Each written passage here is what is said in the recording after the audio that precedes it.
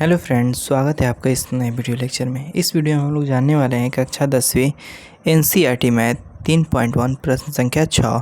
पिछले वीडियो में प्रश्न 5 को किया था और वीडियो बड़ा ना हो इसलिए मैंने कहा था कि आपको जो अगला प्रश्न है 6 नंबर वो अगले वीडियो में बताऊंगा। तो इस वीडियो में हम लोग जानेंगे प्रश्न संख्या 6 के बारे में।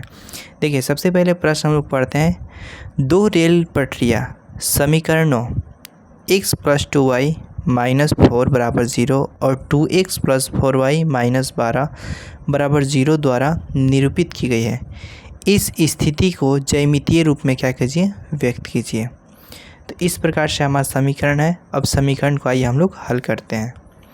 तो सबसे पहले हम लोग यहाँ पर लिख लेंगे समीकरण। तो हमारा पहला समीकरण है x + 2y - 4 = 0। इस समीकरण को हम इस प्रकार से भी लिख सकते हैं, x + 2y = 4। यहाँ पर माइनस है, यहाँ पर प्लस हो जाएगा।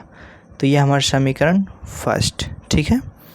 और उसके बाद दूसरा समीकरण हमारा 2x + 4y - 12 = 0। तो इस समीकरण को हम कैसे लिख सकते हैं? तो यहाँ पे देखिए, दोनों में से 2 कॉमन हो सकता है, तो यहाँ से 2 कॉमन कर लेंगे और यहाँ से 2 जब निकल जाएगा तो यहाँ पर हमारा बच जाएगा x। यहाँ पर प्लस है तो प्लस दे देंगे। 2 का पहाड़ा कितना बार पढ़ेंगे तो 4 आएगा, 2 बार। और यहाँ पे तो 4 आ गया। उसके बाद y बचा है तो y हमने कॉमन नहीं किया तो y यहाँ पर लिख देंगे बराबर 12। उसके बाद देखिए, यहाँ पर हो जाएगा x + 2y = 12। अब बटे में 2 हो जाएगा। यहाँ से इस गुणा में है तो यहाँ पर बटे में आ जाएगा। 2 × 1 = 2, 2 × 6 वाली में 12 कट जाएगा। उसके बाद x + 2y = 6। तो यहाँ से ये क्वेश्चन में आप बोल रहा है कि इसको क्या करना है, ज्यामितीय रूप में व्यक्त करना है, यानी कि इसका हम लोग को क्या करना है, ग्राफ खींचना है। तो ग्राफ हम लोग कैसे खींचेंगे? तो ये समीकरण हमको 2 प्राप्त समीकरण हुआ है, एक ये समीकरण और एक ये दूसरा समीकरण। दोनों समीकरण को हम क्या करेंगे, हल करेंगे और हल करने के बाद इसका हम लोग को ग्राफ खींचना है। तो सबसे पहले आइए इस समीकरण को हम क्या करते हैं, हल करते हैं। तो इसके लिए हम क्या कर लेंगे, एक अलग पेज वाइट पेपर का इस्तेमाल करेंगे। तो यहाँ पे एक हमने वाइट पेपर ले लिया। उसके बाद हम पहले समीकरण को सबसे पहले हल करते हैं। तो यहाँ पे देखिए, यहाँ पे हमारा समीकरण है x + 2y = 4। तो ये हमारा समीकरण फर्स्ट है। तो इसको हम हल करने के लिए इस प्रकार से लिख सकते हैं, x = 4 - यहाँ पे 2y ला सकते हैं। अब y का मान रखेंगे तो हमको x का मान प्राप्त हो जाएगा। तो y बराबर क्या रखेंगे, जैसे मान लीजिए मैं आपको रखता हूँ 1, y बराबर 1 रखने पर, ठीक है। उसके बाद यहाँ पर क्या हो जाएगा, x बराबर 4 - 2 गुणे y का मान 1 रखा है तो हमने y का मान 1 रख दिया। उसके बाद यहाँ पर x बराबर 4 - 2, यहाँ पर x बराबर 4 में से 2 जाएगा तो 2 हो जाएगा, यानी कि x का मान हमारा पहला 2 प्राप्त हो गया। अब y बराबर मैं मान लेता हूँ 2 रखता हूँ, ठीक है। 2 रखने पर, तो 2 रखने पर हमारा क्या हो जाएगा, तो x बराबर, यहाँ पे देखिए x बराबर 4 - 2 गुणे, और यहाँ पे y का मान 2 हमने रखा है तो 2 हो जाएगा। तो यहाँ पे क्या हो जाएगा, x बराबर 4 - 2 दूना 4 हो जाएगा, और x बराबर 4 में से 4 जाएगा तो 4, यानी कि x बराबर हमारा क्या हो सकता है, 4 हो सकता है।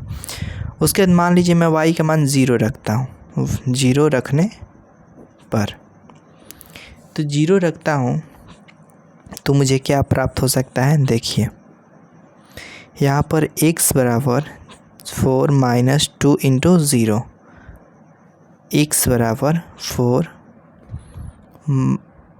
- 2 में 0 से गुणा हुआ तो 0 बराबर x बराबर 4 में से 0 घटेगा तो 4, यानी कि 0 रखने पर हमको क्या प्राप्त होता है, 4। अब यहाँ पर हम क्या करेंगे, एक सारणी को बना लेंगे। तो सारणी बनाने के लिए आपको पता है कि सारणी किस प्रकार से बनाया जाता है। पहले हम लोग x के वैल्यू को लिखते हैं, फिर y के वैल्यू को। तो यहाँ पर x, यहाँ पर y। तो हमने एक बार y में 1 रखा है, यहाँ पे देखिए y में 1 रखा है, फिर y में 2 रखा है, फिर y में 0 रखा है। तो यहाँ पे 1 2 0। उसके बाद यहाँ पर 0 रखते हैं तो हमारा मान 4 आया है। उसके बाद यहाँ पर 2 रखते हैं तो हमारा मान कितना आया है, सॉरी यहाँ पे देखिए एक मिस्टेक हो गया है।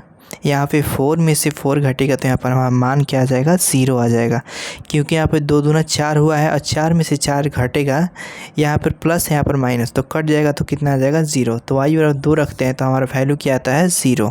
ठीक है, और यहाँ पे y बराबर 1 रखते हैं तो हमारा वैल्यू कितना आता है, 2 आता है, तो यहाँ पे 2 लिख देंगे। तो इस प्रकार से हमारे पहले समीकरण का मान प्राप्त होता है। यहाँ पे हम दूसरे समीकरण को लिख लेते हैं। जो दूसरा समीकरण हमारा x + 2y बराबर 6। तो यहाँ पे हमने लिख लिया। अब इसको क्या करेंगे, हम हल करेंगे। तो यहाँ से देखिए x बराबर 6 - 2y। अब y का मान रखते हैं हम लोग, y बराबर 0 रखने पर तो x का हमको वैल्यू प्राप्त हो जाएगा 6 - 2 × y 0। तो यहाँ पे 6 माइनस 2 में 0 से गुणा हो तो 0, तो यहाँ पे क्या हो जाएगा, 6 हो जाएगा। ठीक है, उसके बाद हम लोग देखते हैं y बराबर क्या रखते हैं, 1 रखने पर। y बराबर 1 रखने पर तो यहाँ पे x बराबर 6 - 2 × 1।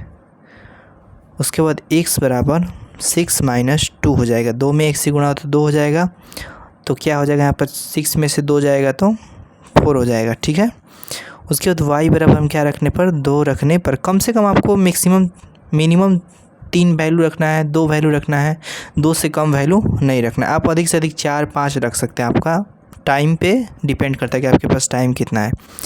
तो x बराबर 6 - 2 × 2, तो यहाँ पे क्या हो जाएगा, x बराबर 6 - 2 दूना 4 हो जाएगा, तो यहाँ पे x में 6 में से 4 जाएगा तो 2 आएगा, यानी कि x का वैल्यू 2। तो हम यहाँ पे क्या करेंगे, एक सारणी को बना लेंगे। तो सबसे पहले आप लोग सारणी में जानते हैं कि सबसे पहले क्या रहता है, x का वैल्यू रखते हैं, उसके बाद y का। तो यहाँ पर x, यहाँ पर y। तो y में हमने क्या क्या रखा है, एक बार 0 रखा है, एक बार 1 रखा है, एक बार 2 रखा है। तो यहाँ पे 0 1 2, तो 0 को वैल्यू रखते हैं तो हमको प्राप्त होता है 6। यहाँ पे क्या प्राप्त होता है, 6 प्राप्त होता है, और यहाँ पे 4 प्राप्त होता है, यहाँ पे 2। तो 6 4 2। ठीक है, यहाँ पे 2 रखते हैं तो हमको 2 प्राप्त होता है, 1 रखते हैं तो 4 प्राप्त होता है। अब इसका हम लोग क्या करेंगे, ग्राफ खींचेंगे। तो ग्राफ खींचने के लिए हम ग्राफ पेपर का यूज़ करेंगे। तो यहाँ पे हमने ग्राफ पेपर पे ग्राफ को बना लिया। यहाँ पर x होता है, यहाँ पर x डैश होता है, ऊपर y होता है, नीचे y डैश होता है। तो यहाँ पर ग्राफ को हमने खींच लिया। अब देखिए, ग्राफ को खींचने से पहले हम लोग मान को देखेंगे। तो मान में देखिए, x में हमारा 2 है। सबसे पहले समीकरण के लिए हम लोग बनाते हैं, तो x में 2 है और y में 1। तो यहाँ पे ग्राफ में x में यहाँ पर 2 होगा, ठीक है, और y में ऊपर की तरफ क्या होगा, 1 होगा, तो 2 और 1 यहाँ पे होगा। तो यहाँ पे क्या लिखेंगे, 2, 1। उसके बाद यहाँ पे देखिए, x में 0 होगा और y में 2 होगा। तो x में ये 0 हो जाएगा, यहाँ पे 0, और y में मान 2, तो यहाँ पे हो जाएगा 0, 2। उसके बाद x में 4 और y में 0। तो x में हमारा कितना हो जाएगा, यहाँ पर 4 हो जाएगा। देखिए यहाँ पे 4, डायरेक्ट 0 लिख देंगे। ठीक है, अब यहाँ पे देखिए आप लोग, पहले इस समीकरण को हम क्या करेंगे, स्केल की सहायता से इसको सीधी रेखा में मिला लेंगे। तो यहाँ से देखते हैं आप लोग कि एक सीधी रेखा हमको प्राप्त होती है, और यहाँ पे इस सीधी रेखा पे हम क्या करेंगे, अपना समीकरण जो हमारा x + 2y = 4 है, उसको यहाँ पे लिख देंगे। तो x + 2y = 4 समीकरण फर्स्ट। अब समीकरण सेकंड को हम लोग बनाते हैं। तो देखिए, समीकरण सेकंड के लिए हम लोग देखते हैं कि x में वैल्यू 6 है और y में 0। तो x में 6 और y में 0 वैल्यू जो है 0 हो जाएगा। ठीक है, तो यहाँ में x में 6, 0। अब y में देखिए, x में 4 है और y में 1। तो यहाँ पे x में हम क्या करते हैं, 4 देखते हैं। तो यहाँ पे हो जाएगा 4 हो जाएगा x में, और 1 में y में हो जाएगा 1। तो यहाँ पे 4, 1। तो यहाँ पे 4, 1। ठीक है, उसके बाद x में 2 और y में 2। तो यहाँ पे 2, यहाँ पे 2, 2, 2। अब इसको क्या करेंगे, सीधी रेखा से यहाँ पर मिला देंगे। तो यहाँ पे एक सीधी रेखा को मिला देंगे और यहाँ पे समीकरण को हम लोग लिख देंगे। तो हमारा समीकरण क्या था, x + 2y = 6। तो x + 2y = 6 समीकरण सेकंड। तो इस प्रकार से हमारा ग्राफ जो है वो क्या होता है, कंप्लीट होता है।